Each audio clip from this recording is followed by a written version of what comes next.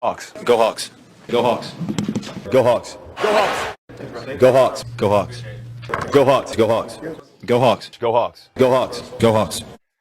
Hey, it's Todd Fox here talking about the Seahawks along with my co-host here. How you doing? And your name is? Ryan Wilson. Ryan Wilson. It's early, man. He was getting his fantasy team going for this morning. We're about an hour away from kickoff. Welcome into the 2022 season, so we're all hyped up for everything. First off, we got to address the elephant in the room, my man. This Monday, which is tomorrow, I mean, everyone's playing right now, but we got the marquee game, supposedly, against the Denver Broncos, and they made a quarterback switch. They've got the one, the only, Russell Wilson. First initial thoughts on that when that first went down? I feel like it just kind of reached a boiling point.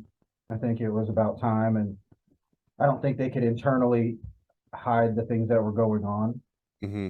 We're seeing reports now, but I think it was a couple of years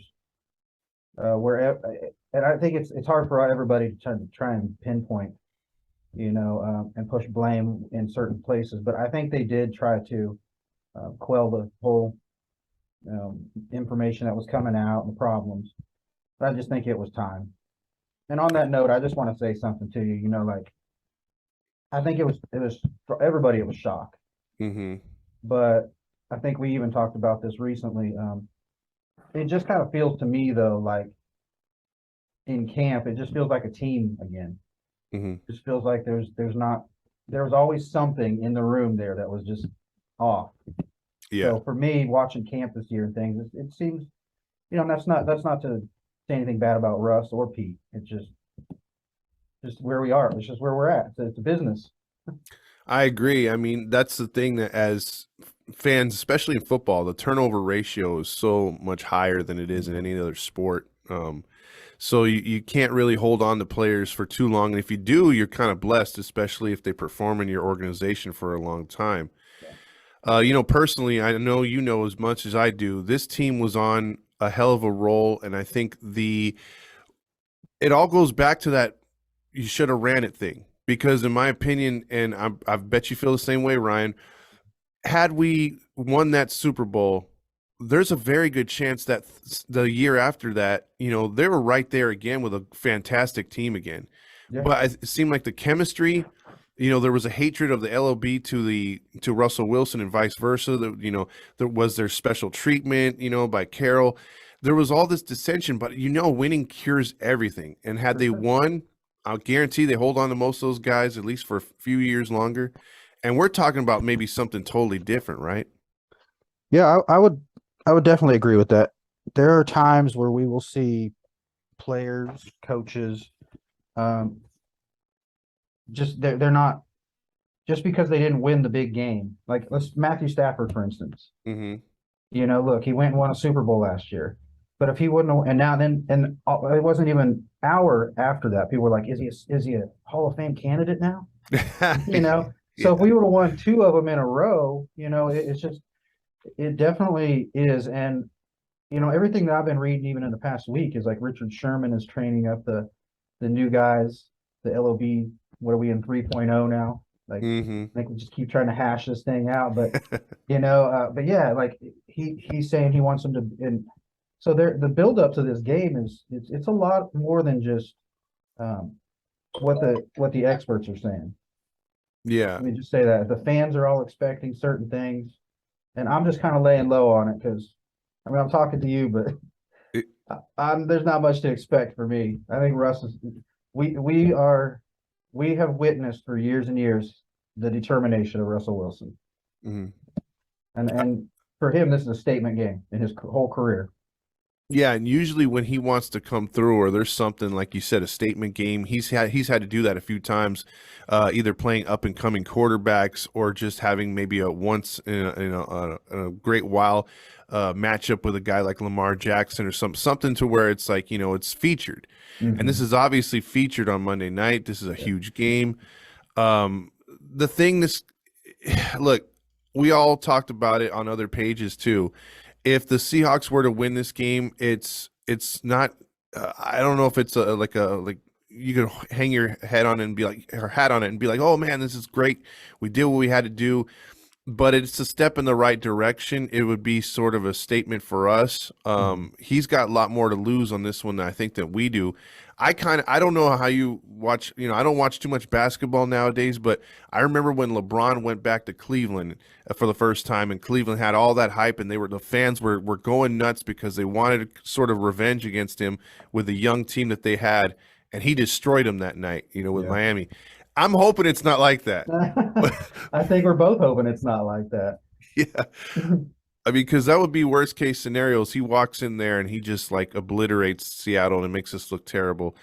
But I think right now, Ryan, I think I kind of trust in Pete as far as, putting a good defensive game plan. Offense, I can't tell you, to be honest. Well, who can? Yeah. I mean, I've been disappointed the last couple of seasons. You brought that up too. But what do you think offensively? Because I think we know what they could bring defensively. And, Russ, these guys have played with him. What do you think offensively needs to happen on Monday for Seattle to get the W? Well, it's no secret that we want to run the ball. I mean, Pete's going to run the ball, and I don't know. People say outdated offense. You and I talk about this offense all the time, and Pete Carroll. Correct. But we have to run the ball. I do not believe Pete Carroll when he says he just loves these two quarterbacks. And are we going to go into a Monday night game, prime time with Russell Wilson against Russell Wilson, with Geno Smith, and just put it all on his shoulders? I just don't. I don't see that. And second thing I'll tell you about running the ball with Pete Carroll is, obviously he's going to run these shotgun draws, 3rd and 17. He's going to run it up the middle. What yada yada. We've talked. That stuff drives us crazy, but I think running the ball for Pete Carroll is keeping your defense off the field. Yep. It's like it slows the game down for Pete Carroll to manage the game. So, but you have to be able to get those chunk plays too. Yeah. And that's just my take on it. What do you think? Like, I think if we see the same spread offense where, even the offensive line is not hugging each other's hips, and which we've seen a lot, especially with Russell Wilson, where there's opportunities for gap blitzes and things like that right up the middle. I mean, if Geno's having to throw as quick as Russ, we're screwed. And if we're running these wide receiver useless screens that get us 2 to 3 yards at tops, we're screwed. I think what they should do, if you're obsessed with these shotgun plays, if you're obsessed with no tight, which and then if also you're obsessed with not adding a fullback, an extra tight end for a blocker, or for not even a blocker, but on the formation on the line, then why don't you use them just off the side of the right tackle or left tackle as an extra blocker, an extra running back as max protect? Keep them in the backfield. Trust your receivers down the field. And you know what? You don't have Russell Wilson back there, but like you said, go down the field a little bit, stretch the defense, because the defenses, they're not going to be stupid. They're going to see us in shotgun. They're not going to fall back. They're going to come closer to the line. Yeah. Because they know we run those little out patterns, those little quick slants. Yeah. So, if they don't modify, if they don't adjust, we're going to be punting like crazy this year. Yeah, like you said, Michael Dixon might just be an all-pro and have a season that no punter has ever witnessed in their life. Well, see, like Seahawk fans like us will remember a guy from '92. Do you remember Rick Tootin? Oh, I remember Rick Tootin. Yeah, he, R.I.P. He passed away a couple years ago. But that dude was he was our only besides Cortez and I think a couple other defenders that year that went to the Pro Bowl. Yeah, Tootin was the only other guy. I mean, that dude was punting for his life all season. He's like one of those guys. Like, I was listening to you and the other guy's podcast, and he's saying about Sam Darnold looks like he belongs in the NFL in the '80s. That's what Rick Tootin didn't look like a football player either. He didn't. He looked like a quarterback. He did. And that season, as you know, we scored the least amount of points second least in NFL history. I think least amount of touchdowns. But I mean, Tootin would have been. I would have tried him at quarterback, Yeah. considering what we had that year. Yeah. You know? Rick Meyer. That was Yeah. before Rick Meyer. We had Was it? Yeah, we had Gelbaugh, Mark Oh, that McGuire, was the Gelbaugh years. the Gelbaugh years. Yeah, It was gosh, I can't remember the exact years, but we had Kelly Stoffer. that was the Then we same year. drafted Dan McGuire. Yes, same year. Gosh. We're all, hey, that McGuire guy's Mark McGuire's brother. Draft him. Yeah, and they were like, hey, let's get this World League quarterback, from the Berlin, whatever they were. Yeah, okay. Yeah, he won some games in Berlin. Pick him up, man. Yeah, those are the great replacements for Dave Craig. Mm-hmm. But I'm hoping that's not the lean year for this team. I mean, because we don't have a Cortez Kennedy rushing the quarterback, dude. And that's the other thing. What has been hurting the Seahawks, even with Russell Wilson and even with a talented offense, from a couple years ago, we just can't rush the quarterback. Yeah. It's terrible drafts. Yeah.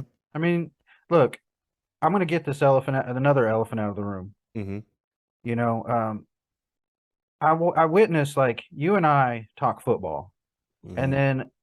and I'm not really on social media as much anymore, but you get on these groups and you start talking about football. Yeah. And like, there's these people who are like, they act like you have to be a diehard fan and agree with everything. Yep. And I just, you and I are not like that. But if there was one thing that we're talking about with the pass rush, we're talking about with the defense, it's just terrible drafts, man. Mm-hmm. We signed these guys late in the offseason that have been cut by teams. The other teams don't want them no more, but we'll get them on a discount. So yeah, but as far as the pass rush goes, it's been this back and forth of, the pass rush helps the secondary helps the pass rush. That is true. Mm-hmm. But if you just don't have the personnel to make up for it, then that's going to be a problem. And that's the thing. Some of these corners have been berated by, and those are great points, Ryan. They've been berated by the media because they're like, oh, Seahawks secondary has been trash. Adams isn't as good as he should be. They're not making plays in that secondary. It's like, when you're giving quarterbacks 4 to 5 seconds, I mean, I don't care who you got out there. They're gonna get beat. And you're absolutely right. It starts up front. And I remember telling a friend, I'm like, man, we should have blown this up 3 years ago and restarted on the trenches, both offense and defense, because those are the teams that, like the Colts, who were terrible after Peyton Manning, after Andrew Luck, they were like, hey, screw it, let's start with the trenches. And they did, and look what happens. They're perennial playoff teams. And after that, you got to get to the next step, and you got to bring in the rest of the personnel, which they lacked. But I think Schneider's gotten a pass, like you said, terrible drafts. And then also, which is not mentioned that much in Seattle media, is that once, they put these teams together, we're not maxed out on the cap.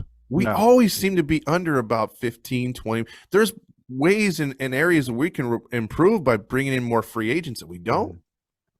Yeah, I think it's just, just as an opinion, and I could see how this would be addictive to Pete Carroll and John Schneider. Mm-hmm.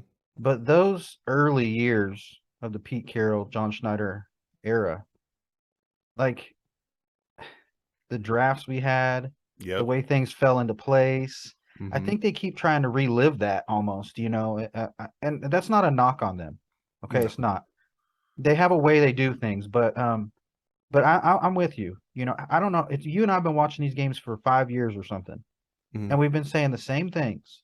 It's the play calling, it's the drafts, it's the pass rush, and every year they're like, oh, we fixed it. Well, they didn't fix it, and they just keep trying to do it their way. And so my point is that, I think it's recognizable. And we talked about this even yesterday a little bit with Jody Allen.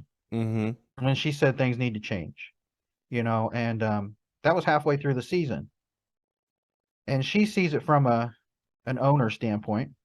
Yeah. But yeah, I think that, and then I think everybody was anticipating this draft. What are we going to see? We knew what we needed. Mm-hmm. They got a starting left tackle. They got a starting right tackle. Those guys, I think Lucas and Cross are going to be real bookends to the rebuilding of this offense. Yeah, you've been high on them since they got drafted. Yep. Yeah. Yeah. Well, the thing is they came from passing offenses. They didn't come from run offenses. So I guess let me put it like this.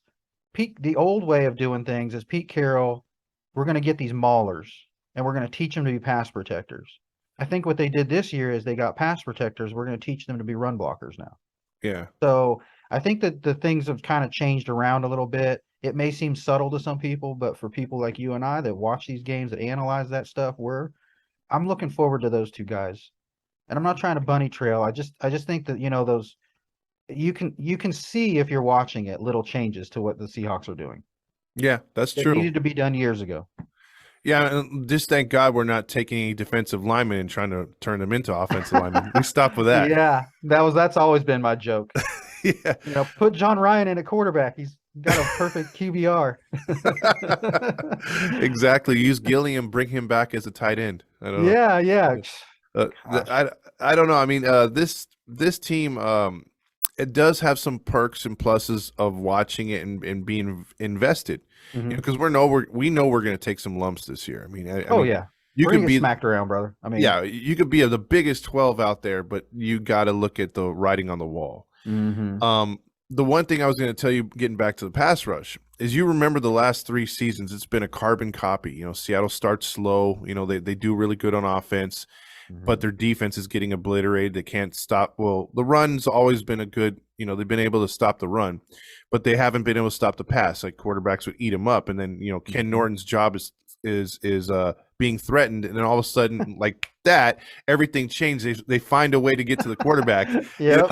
And that's been the it's last. on cue, man. It is on cue. It's like the first article that comes out, Seahawks switch up the defense, and their pass rush, even with a younger secondary or quote unquote inexperienced, their pass rush actually does pretty good with mediocre guys. They find ways to get in there, and you see that the defense starts to shell the offense, but then when that happens, the offense that was cooking starts to get more conservative. So we can't win. We can't keep the same offense we had rolling and adjust the defense. And imagine if we had the talent, to go along with this, Ryan. Do you think even with Geno, if we had the correct defensive calling or the right pressure on these quarterbacks, we could win more games this year? Well, I've been saying since the Geno Lock thing, since the trade. And since it, like Pete Carroll and them, there was always reports of quarterbacks we could get. But since those were the 2 guys on our roster, I've been, trying to talk with people. Let's just say Geno Smith. There's a difference between Geno Smith and Drew Lock. Geno is not flashy. He's not going to take a whole lot of throws down the field.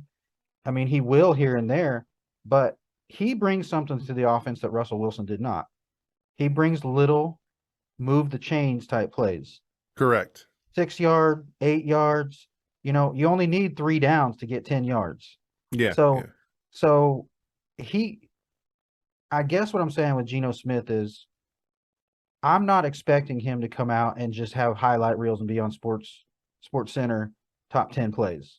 Yeah. But if we can just effectively move the ball, a 3-yard run, a 4-yard pass, a 4-yard run, that's a first down. Yeah. That controls the clock. But no, I don't think that Geno Smith is terrible. We just he needs to be a game manager. I agree. Jimmy Garoppolo in the 49ers offense is a game manager. He can make more plays down the field, but yeah, I think that again keeps our defense off the field, and they don't get obliterated and have these. At the end of the season, the more the defense is on the field, the more chances there are for them to score, the other team to score, and the more that they'll have these. Oh, they set an NFL record for pass coverage. But nobody looks at it and says they were on the field, for 35 minutes of the game. Yeah.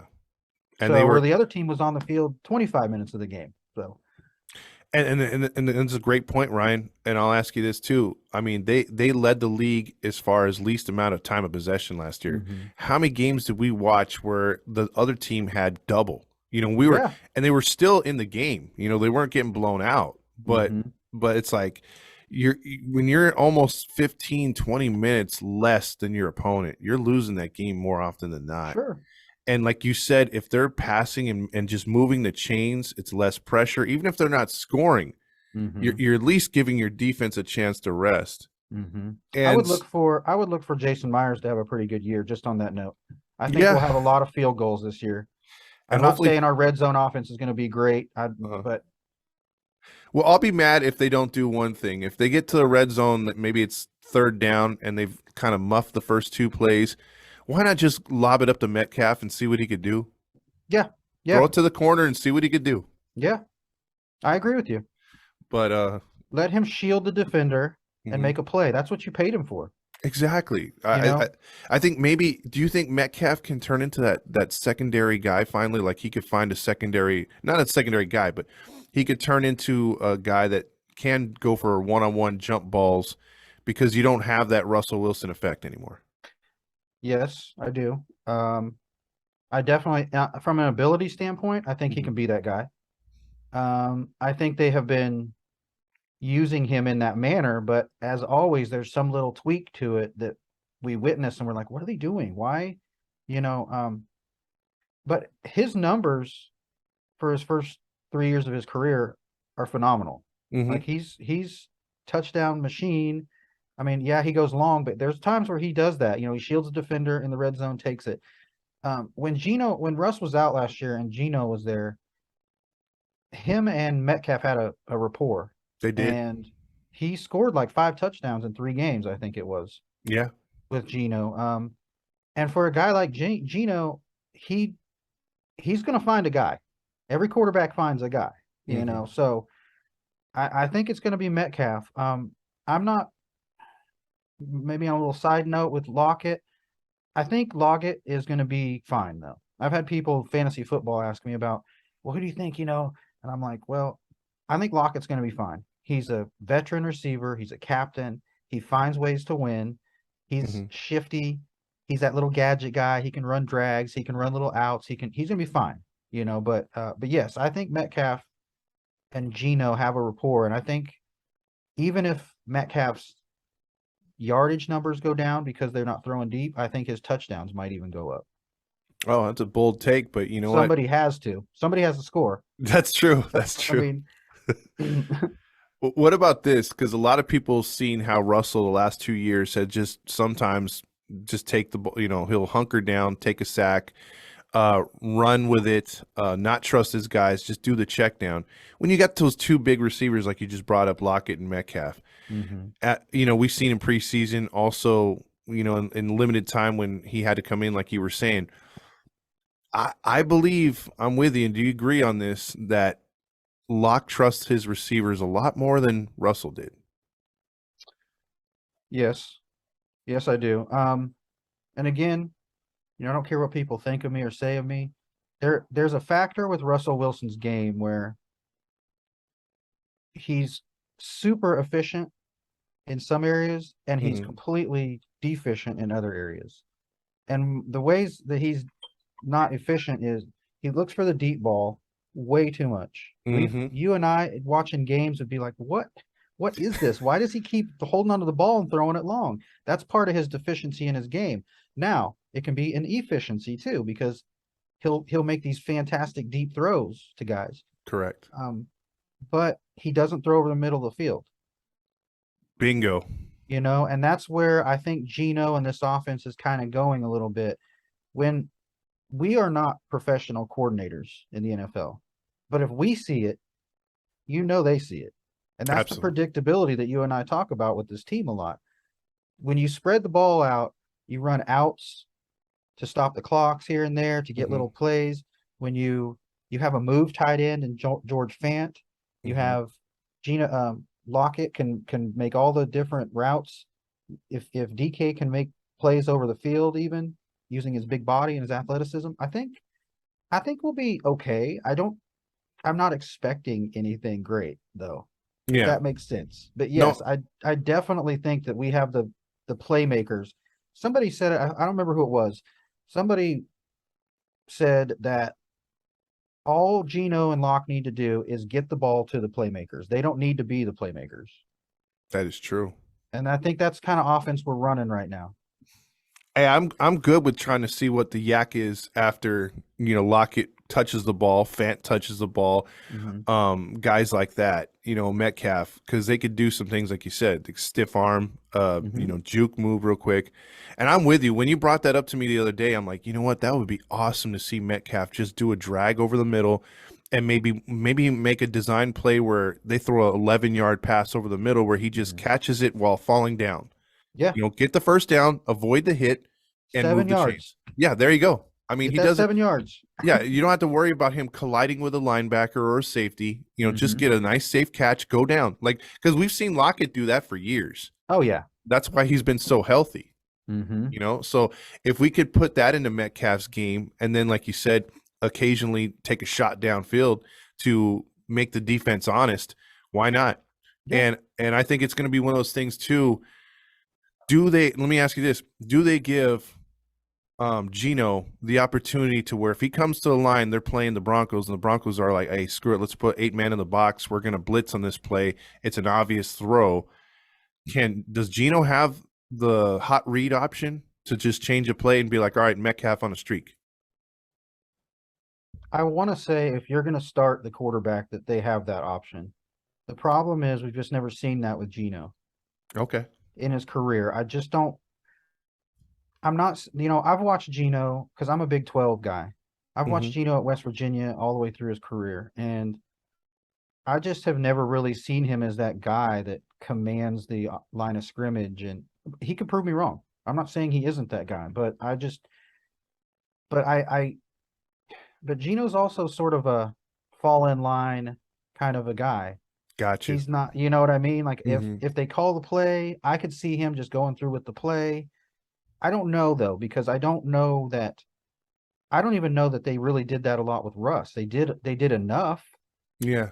But I mean, I think it's always been like, this is the play we called. Now Russ would adjust at the line.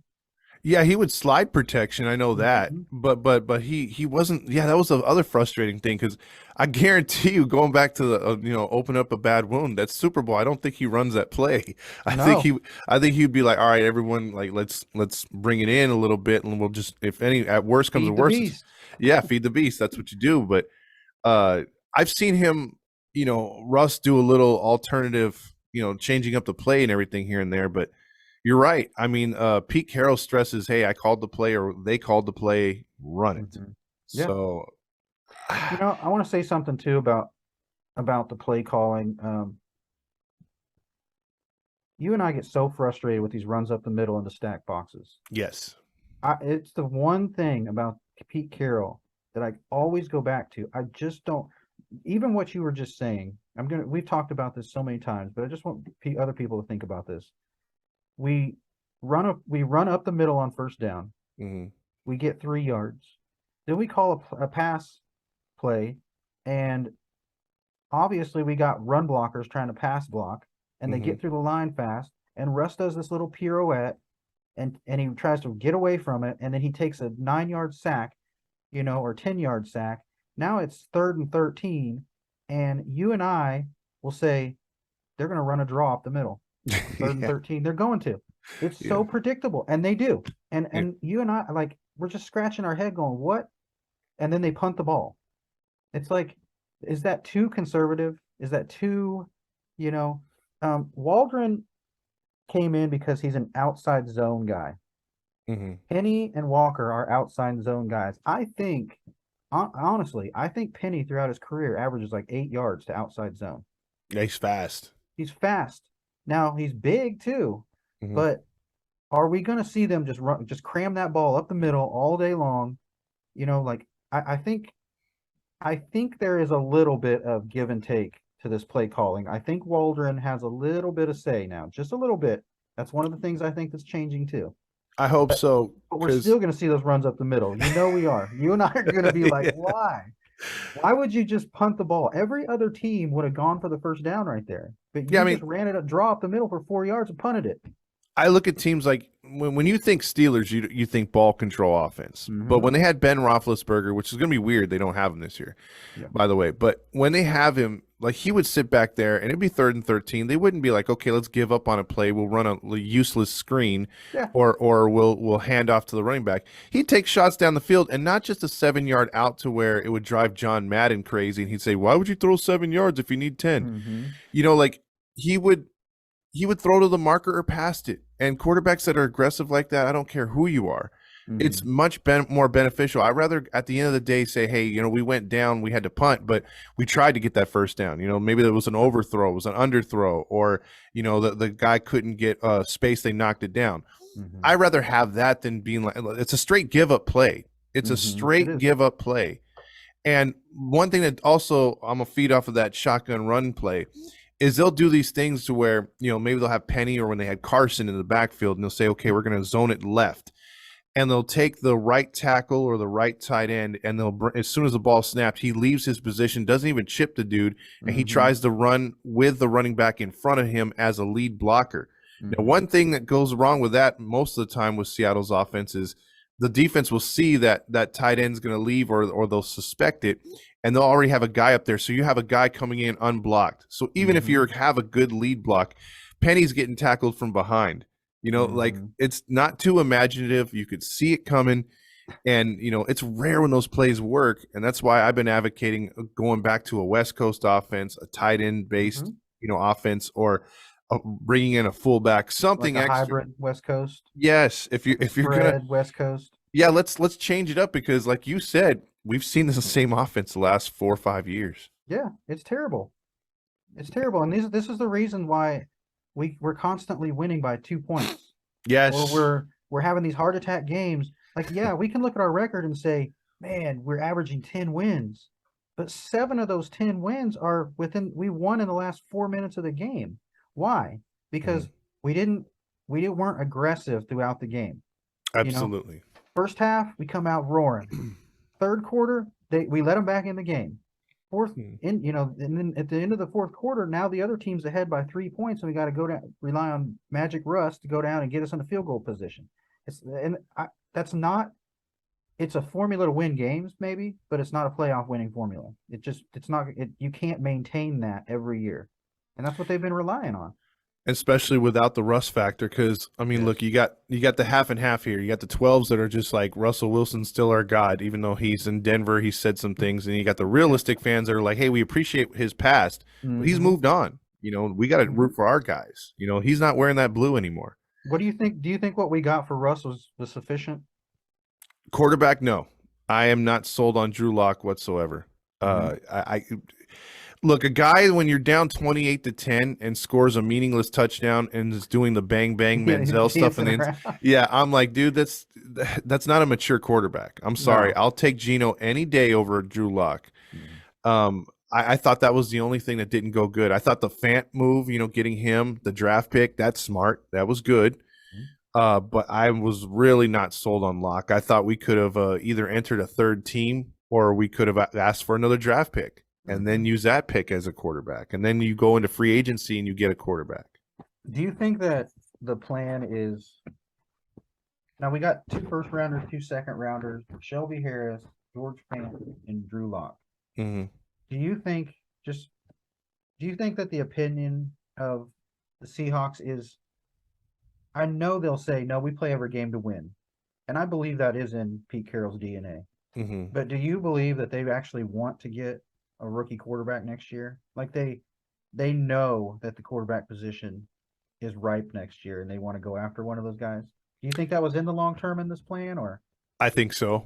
I think it was real scarce this year. I think if the quarterback that his name's escaping me, had he probably fell one more round or a few more spots, the one that went to Tennessee. Oh, Malik Willis. Yeah, I think Seattle would have begrudgingly, and I mean begrudgingly, because I don't think they wanted to show up these guys they got from the trade and also Geno, that they wanted a young kid this early. I think it would be selfish if the players think that next year they're not going to draft a quarterback. They're absolutely going to draft a quarterback, but and like you said, it's more ripe with talent. You're going to probably see another kid that's a senior or a junior here in college have a breakout year, and he might be drafted. So a lot of people are hanging their hats on a couple guys that are, making their senior runs, but there could be a surprise or two Sure. that Seattle gets in the mix for. But I think if Malik Willis had fallen into a place to where, because I know they had a draft idea of what they wanted, I'm pretty sure he would have went with Seattle.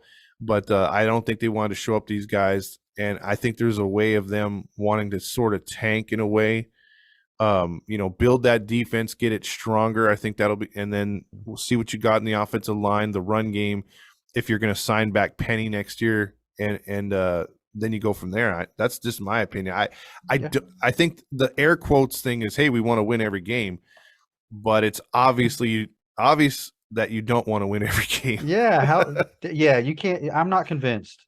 You're going into the season with Drew Lock and Geno Smith and trying to tell us, we think we're a playoff team. And I mean, Pete Carroll's good at selling that stuff, but I'm with you. I think that there's at least 6 or 7 guys next year that are in the talks. I mean, you've got Will Levis, C.J. Stroud. What's the guy that won the Heisman last year, Alabama. You got Richardson at Florida. You got this guy at Arkansas. You got Spencer Rattler's even talking about it, South Carolina.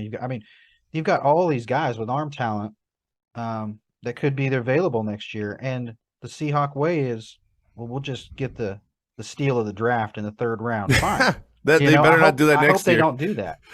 We got 2 first-rounders, 2 second-rounders next year. Go get your guy. Yeah, I think they could. I mean, it would be. I don't think they would waste 2 first-rounders on 2 quarterbacks, but I would think you would get a 1A guy and then a guy that you think that could turn into something, a project, as a backup and as a second-rounder, at worst 3rd-rounder. But yeah, you're right. There's a lot of quarterbacks next year that are going to be available, and so. With that being said, I want to touch off one of your points too that you were saying, how Seattle won all these games, or usually wins these games tight. It's like a butt clincher is what I call them. And so so last year that didn't happen, and you saw the end result. We got eliminated early. So with that being said, I just want to get to the days to where when this team gets good again, and we're up 3. We're not playing conservative. Let's go for the jugular. Let's get that touchdown. Let's go up 10 and release the hounds on that offense. Yeah, I agree. Again, I keep saying this, but you and I have been watching these games for years, and we can literally on cue say what's going to happen with this team. Literally, just like it's the first half, we're dominating. We're up by, let's say, 12 or something, and we're just like, okay, and then both of us are like, yeah, well, it's the Seahawks, 3rd quarter, we're going to – and vice versa. If we're losing by 12, vice versa, we'll come out the 3rd quarter and just, tie the game up or be ahead by 1. And it's like, why couldn't we do this the whole game? Yeah. Why all of a sudden in the last 5 minutes of the game are we, like, throwing it downfield, making these phenomenal plays? What happens? And I don't care what anybody says. That is a coaching problem. There is something in that coaching philosophy where – the guys are not putting their like you're saying, release the hounds. They're not putting their foot on the gas. They're not. It's coached into the team, and I'm sorry, but I'm really critical of Pete Carroll. It's fine to be, because at some point, as Seahawks fans, you don't want to, whether you live in the Pacific Northwest or not, but the Seahawks fans have been conditioned to be like, hey, whatever Pete says goes. Schneider's the man. You're not allowed to be critical. And I think as a fan, that's the worst thing you could do for your fan base. You want them to be critical. You want them to call out the coaches or be upset because and don't say, oh, well, if you're not a real 12, if you're calling out the coaches, well, I'm not a real 12. I'm a Seahawks fan. I'm a Seahawks fan. Well, let me say something else to you, even about the Russell Wilson, Pete Carroll thing. It's a coaching problem. These bad habits were not coached out of him. Exactly. Was he too much of a player's coach with Russ and let Russ just kind of like do his own thing a little bit? Was he? If I was a coach, I'd be saying you have to throw the ball over the middle. You have to this. You have. Is it Pete Carroll's coaching philosophy that maybe he doesn't want to hit the middle of the field, but only 5 times a game or something? I don't know, but there's a Pete Carroll, just like Russell Wilson. I thank you for your service. I thank you for what you've done, but I think it's kind of time to Pete to really maybe go into the front office. He's a personnel guy. Maybe that's his strength right now, and he's helped build a few things, but I just really am not. I'm just not optimistic about the coaching. I think we need to go younger, more innovative, Every other team in our division is that way. Kingsbury's young and innovative. McVay's young and innovative. Shanahan's young and innovative. And then we got Pete Carroll, who's trying to do the Pete Carroll way from 1985. Yeah, I mean, you can look at the top coaches right now that have the longest tenures. I could think two off my top of my head, which is Tomlin and Belichick. And when it comes down to it, you think of the Steelers as one way, but they've had to adjust certain years with their personnel to be an all-out throwing team to an all-out running team. But one thing that stayed consistent is that hard-nosed defense. Patriots, for the most part, I could think of maybe 1 or 2 years max in the Brady era where their defense wasn't that good and Brady had to save them or, stuff like that. But they've adjusted without Brady, with Jones now, and they're still a winning club. They're still a team that's going to be right there. And you're right. If Pete, you can't stack the box on them because you have to respect their pass game. Exactly. So, and they run that West Coast offense at times, and they mix it up, and then they'll go from the shotgun. They give you different looks, Yeah, that's what we've been missing. Yeah, we don't do that, man. It's like, okay, same zone defense, same shotgun offense. And it's like, it's too predictable. Like, even when I'm playing on Madden, I'm like, I'm not using Carroll's offensive playbook. I'm switching to somebody else. When you said zone defense, that's another thing. I mean, I don't know. I think I like Clint Hurt. I like this 3-4. I like what they brought in defensively. I like the future of this defense. We talked about this the other day too. Brooks, Taylor, and Wosu's good. I think our defensive line needs a little bit of work, but I don't think because a lot of Seahawks fans haven't seen a 3-4, they don't really understand what defensive linemen do in a 3-4. They eat up space. They're bigger. They're not like these fast twitch defensive ends like Cliff Avril, but so you've got Woolen. I like his future. They might throw him into the fire. I kind of hope they do. This would be the season to do it. We've got one of the best safety tandems in the NFL. Diggs and I just think we have the pieces of the defense to play. But if you go back to this zone every single time, see, zone is good every once in a while, but you have to switch it up because all these the people that beat us are these receivers that can find little chunks in our zone. Cooper and Kupp. If they've watched enough, Cooper Kupp. If they watch enough film and they're those fast twitchy guys that can just like sit, like you're saying about Metcalf getting these 7-yard passes, those are the guys that eat us alive because they know we're going to play zone. So the offense is predictable, the defense is predictable. But I think pass rush wise, this defense has a chance to be okay, but it's all reliant upon if the run game goes this way. If the run game goes this way, the defense can play this way. If the run game goes this way, Geno Smith can do this. The whole team's sort of, can't really point to a strength. Yeah, they're sort of there. I think that's why everyone's a little worried or a lot worried is because, and they have, the real Seahawks fans like myself and others and you are just like, hey, whatever we get is whatever we get. Like we're going to root as hell for these guys to do good. But you know what? If it doesn't come through, you're not going to cry about it because we don't have this 12-4 or 12-5 type team we're sending out there. We don't know what we got, and we're probably not going to know what we got until like week 6 or 7, get a good idea of what we have on this field and what this team can do and what they're capable. But to get back to your zone thing, we don't have Bobby Wags anymore, these KJ Wrights that make these automatic tackles in zone coverage. Now we have good linebacking crew now, a young one, and they're going to have the importance of that alligator tackle is even more stressed. But yeah, when we play these teams and we lose these games, it's because these teams are being patient and they're like, okay, well, they're not going to give us those 15-yard outs, the deep ball. We're going to pick you apart and see what the yak is after these guys make the catch. That's when we're on the field for way too long. That's when you got to switch it up. And they don't. They just stay in the same goddamn zone until they get in the goal line area. And it's tough, man. And then they try to sell us on, well, it's the bend but don't break defense. Nah. That's not good. That's not a good look. It's not good football product either. Exactly. the only time we win with that zone, in my opinion, is when we bore the other team to death, and they're like, "Hey, we got to take some shots," and then they make a mistake. That's about They it. do though. We do bore them. Oh my goodness. But what do you think? The key will be here as we play the Broncos. Or let me get your prediction as we start to wrap up the show. Do you think we have a good chance here on Monday night, or what? Well, yeah. Let me ask you that. I'm sorry, I went on a long-winded question. Okay. First off, keys to the game for you, and what's your prediction? Keys to the game are going to be obviously turnovers. Okay. And again, I'm going to go pass rush. I All right. think that we have.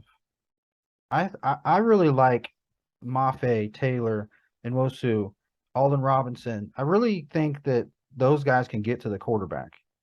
I don't think that the Broncos offensive line is way better than what Seattle's was last year with Russell Wilson. I think if we can get to Russ, make him flustered, make him start pirouetting back there, like whatever his little fancy moves that he does back there, because he doesn't run the ball anymore. No, he doesn't. So I think the pass rush, I think the turnovers, we can't be shooting ourselves in the foot, because every mistake we make is just another 4 downs for us to try and get a first down, right? So do I think that we'll probably get an interception of Russ? Yeah, I think somebody's going to intercept him. Do I expect Russ to go out there and throw 3 picks? No, I don't. I would suspect, honestly, that for Pete Carroll, this is just another game. There's a sense of pride in there. But if we lose, we'll go on to the next week. I think for Russ, this is a statement game for him. It's a more of a pride game for Russ. So I think that probably we're looking at, I'd say the Seahawks are 17 to 20 points. Okay. That's probably my prediction. That's 1 field goal, 1 touchdown, a half. For Russ and the Broncos, I think probably we're looking at, I don't know, 27 to 35 points. Okay. All right. And I'm only saying that because I just think I can say all kinds of things about Russ, but I don't doubt the guy's determination. Okay. Well, I'll tell you this. Pass rush is going to be the key to the game for me as well. So I'll agree with you there.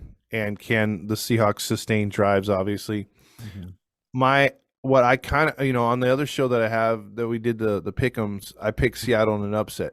I'm hoping that happens, like a 24-20. And the only way I think that happens is if Russ gets the ball first, and they go down there, and all the the clamoring, the cheering, and everything tributes to Russ probably during the game. They're probably going to play some video montage on the screens. I want to see Russell shove it down Seattle's throat to start the game. Okay, and I want to see, get it out of the way, do his number one thing, point to the sky, be pumped up, and I want the Seahawks fans to get a good look at that and be like, okay, that's not Russell in our uniform. He's doing that to us. And that way that takes away that entire, oh, Russell. And then maybe that'll turn the 12s like, come on, defense. Right. And if that happens, I think Seattle has a chance in this game. But if Russell's able to, toy with them and Seattle doesn't turn that 12 volume up and the Seahawks aren't hyped when they make plays, I mean, it could be a long Monday night. No, that's a good take. I like that. That's something I hadn't really thought of, the psychological part of that. Really, they should be loud at that stadium. Yeah, every time the Broncos offense is on the field, because Russ hasn't experienced that. He hasn't. I think you're right. I think get that out of the way. We have to understand that, okay, thank you for your service for those 10 years, but you're right. From the fans' perspective, we got to do everything we can to help our team win this game. Oh yeah. Get it out of the way. I like that take. I like it. Because literally, if Seattle somehow wins, Pete Carroll's got to thank the 12s in his opening statement. He's got to come out there and be like, hey, man, you guys were awesome tonight. That's what we needed. Obviously, we thank Russell for what he did, but we had to win a game. and you guys stepped up. And I think that's the thing. I mean, if the second drive they come out there and Seattle like shuts down Russell, that place is going to go nuts. You know, like hey, we got the ball back to the offense. Let's do this. You know, let's change it up. You know. Yeah. But if they sit back there and let him play around, I mean, it's going to be a long night, dude. Sure. I mean, and that's why we've been talking about the pass rush. You got to get in his face. Yeah. Make the play breakdown. You got to do that with Russ. Now, the hard part about it is he's dangerous, and no pun intended.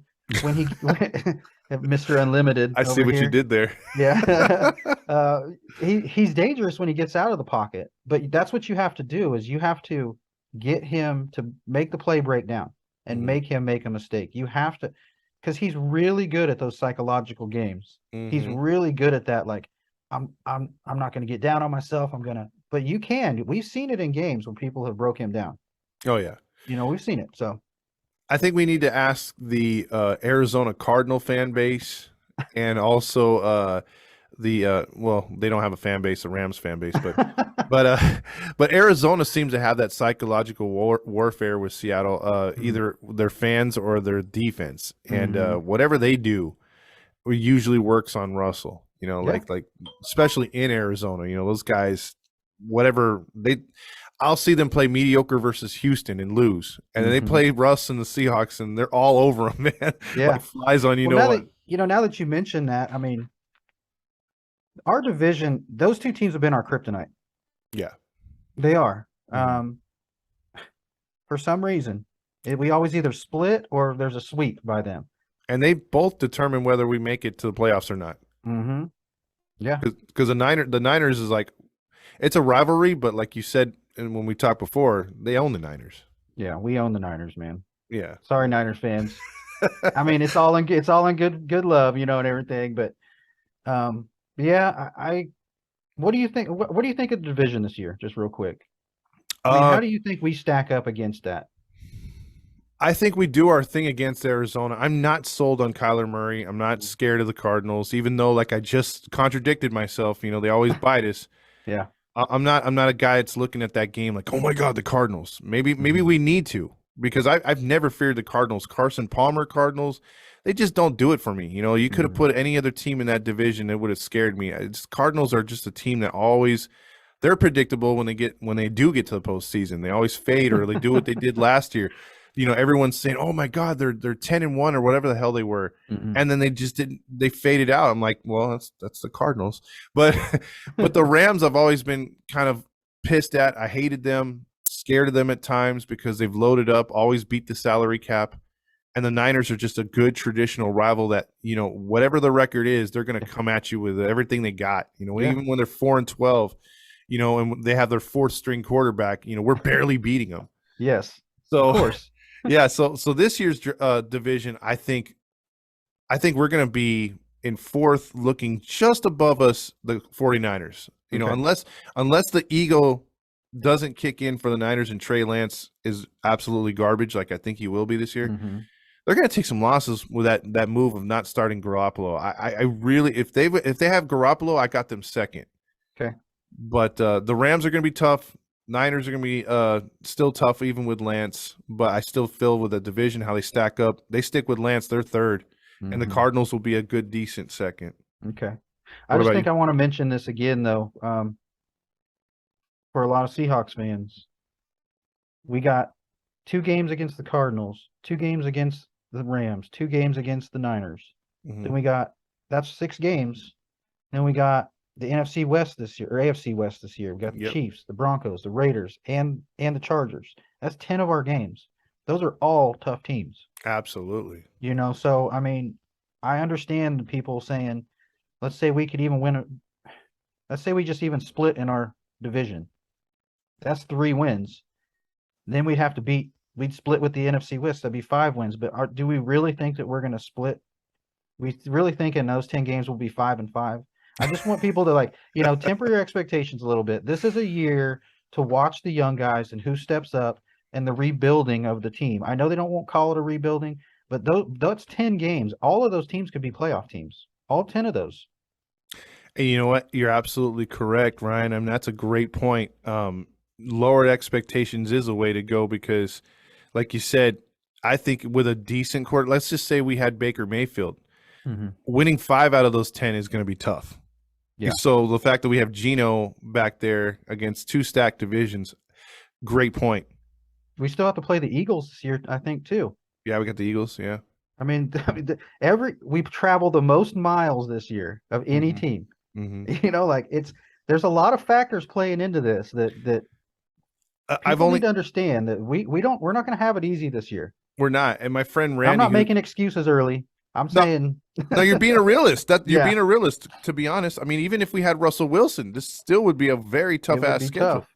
Because I mean, my friend Randy showed me his schedule because he's a big Jets fan. Mhm. The first 8 games are against all playoff teams, and Mhm. so it's like, man. I mean, it's But you gotta believe in the Flacco. You gotta believe. Yeah, now their the MILF killer isn't there. But yeah, you have. I mean, I'm telling you, man. I mean, for us and a team like the Jets, 4th place finishes last year. These don't feel like 4th place schedules. No, they don't. They do not at all. Yeah. No. So it's gonna be a tough season, but hey, if you guys and gals like the show, it looks like me and Ryan are gonna be here all year to break it down. Yeah, let's do it. Do some previews and some recaps. Let's ride. We just need to find a name for the show.